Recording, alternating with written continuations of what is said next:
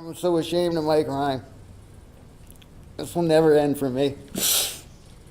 I'll never forget what I've done, and no matter what. A hidden secret from 1985 explodes in court. Can a teenager's desperate act of protection ever be forgiven? In the shadows of a small New Hampshire town, a young boy pulls the trigger to save his friend, only to face justice 2 decades later. I want to apologize to both your family and mine for the ripple effect this has caused. I can't pretend to know the pain or hardships you have all endured these last 3 years. This is the gripping tale of courtroom remorse and unexpected mercy, where killers confront their pasts and families grapple with unimaginable loss. Join us as we delve into 2 haunting true crime cases: Eric Windhurst's long-buried murder in Hooksett and Samantha Davis's devastating crash that stole a family's joy on graduation day.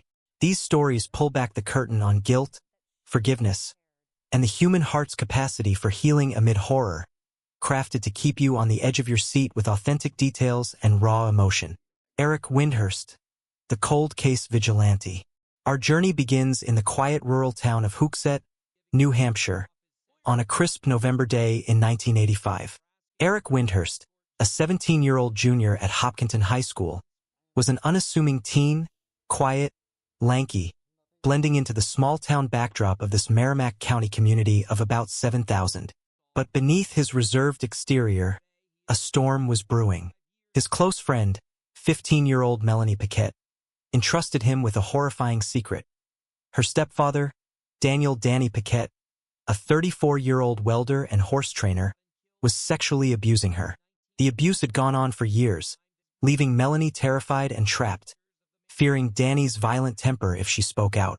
In desperation, she turned to Eric, her confidant, for help. On November 9, 1985, the teens made a fateful decision. They planned to confront Danny at his home on Route 4, where he often tinkered with machinery in his backyard. Eric, armed with a .30-30 lever-action rifle borrowed from a relative, hid in a wooded area 120 yards from Danny's property. Melanie lured Danny out, claiming she needed to talk. As Danny stood near his tractor, Eric took aim through the scope and fired a single shot. The bullet struck Danny in the chest, piercing his heart. He collapsed instantly, dead at 34. Eric and Melanie fled, vowing never to speak of it. The murder stunned Hooksett. Police found no clear motive or suspects, no fingerprints, no witnesses. Rumors swirled about Danny's abusive behavior. Some neighbors suspected he'd crossed lines with Melanie or others, but no one came forward. The case went cold, a mystery that haunted the Paquette family for 2 decades. In 2004, Melanie, now 34 and crumbling under the weight of guilt, confessed to New Hampshire State Police. She detailed the abuse and Eric's role in the killing, unable to live with the secret any longer.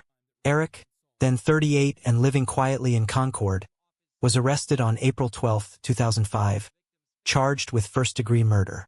The case, reopened after 20 years, gripped New England, covered by outlets like the Concord Monitor and later featured on Investigation Discoveries, on the Case with Paul Lazon, Season 4, Episode 6.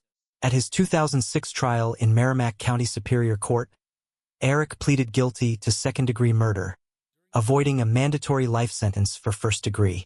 The courtroom was tense, packed with Danny's family, his brother Victor, sister Denise, and reporters capturing every word. Eric took the stand, his voice steady but heavy with remorse. I'm so ashamed of my crime. This will never end for me. I'll never forget what I've done, and no matter what, I'll always try to be a good person, whether I'm in prison or not. I am so sorry. There's nothing I can do about it now, but I'm so ashamed of my crime. This will never end for me. I'll never forget what I've done, and no matter what, I'll always try to be a good person, whether I'm in prison or not. He admitted to playing God, explaining how Melanie feared Danny would harm her family if exposed. I should have driven her to the police chief's house, he said, head bowed. Danny's family was unforgiving. Victor Paquette spat. Hell no, the bill isn't paid, while Denise called Eric's remorse hollow.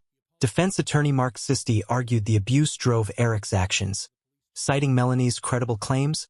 corroborated by a 1986 Child Services report noting Danny's inappropriate behavior. But Judge Kathleen McGuire, unmoved by the motive, sentenced Eric to 15 to 36 years, the minimum for second-degree murder under New Hampshire law. Hell no, the bill isn't paid. While Denise called Eric's remorse hollow, defense attorney Mark Sisti argued the abuse drove Eric's actions, citing Melanie's credible claims, corroborated by a 1986 Child Services report noting Danny's inappropriate behavior. But Judge Kathleen McGuire, unmoved by the motive, sentenced Eric to 15 to 36 years, the minimum for second-degree murder under New Hampshire law, RSA 630:1b. Samantha Davis, a 32-year-old single mother from Norwood. I know you won't forever have a hole in your heart where your loved ones once stood. I know birthdays and holidays will never be the same, and there's nothing I can do or say to ever bring back those beautiful souls. Was behind the wheel of her 2008 Chevrolet Silverado pickup. Struggling with addiction, she'd taken methamphetamine and prescription pills, impairing her judgment. Around 10:45 a.m., while exiting I-275 onto I-71 southbound in Blue Ash, Samantha lost control. Her truck veered, slamming into a concrete median barrier at an estimated 65 miles per hour, far above the ramp's 45 miles per hour limit. The impact was catastrophic. Samantha, not wearing a seatbelt, was ejected, landing on the embankment with severe injuries. Her truck flipped over the barrier, plummeting 90 feet onto I-71 below. The falling truck crushed a 2012 Honda Accord, killing 67-year-old Sandra Tell of Wilmington, Ohio, and her 41-year-old daughter, Sabrina Miller. They were driving to the University of Cincinnati's graduation ceremony to celebrate Sabrina's sister's degree. Sandra died instantly from blunt force trauma. Sabrina, a mother of two, succumbed to head injuries at UC Medical Center hours later. The crash, described by the Cincinnati Enquirer as one in a million, drew national attention, with dashcam footage aired on WLWT-TV. Two others in nearby vehicles sustained minor injuries.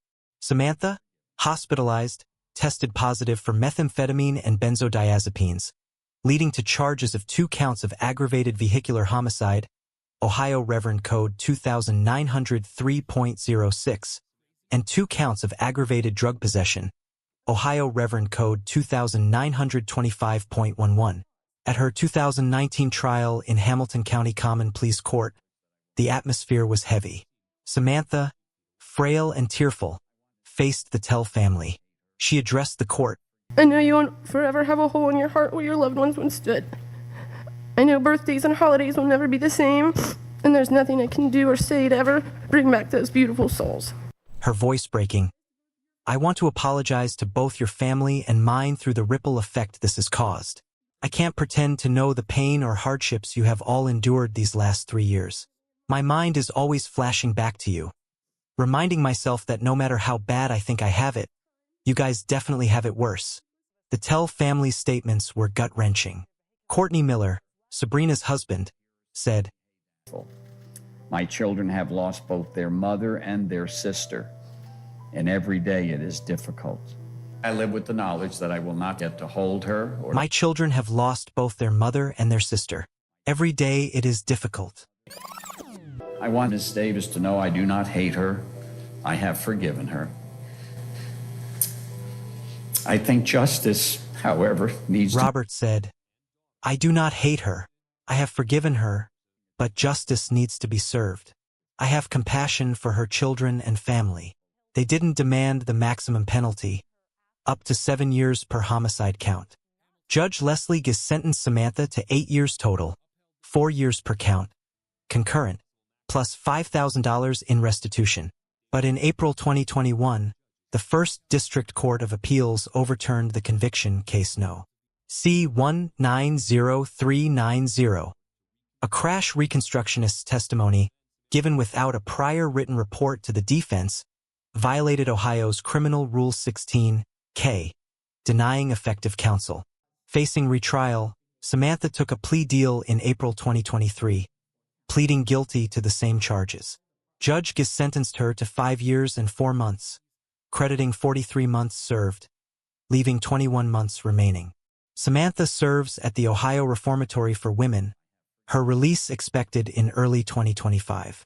These stories, Eric's decades-old secret and Samantha's fatal error, weave a tapestry of remorse and redemption.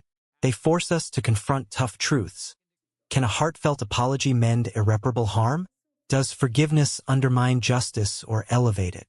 From New Hampshire's quiet woods to Ohio's bustling highways, these cases expose the human cost of crime and the power of compassion. What would you do in the face of such loss? Share below, and if you or someone needs help, call 988 Suicide and Crisis Lifeline. Thank you for joining this raw journey into the heart of justice. Stay tuned for more true crime stories that challenge and captivate.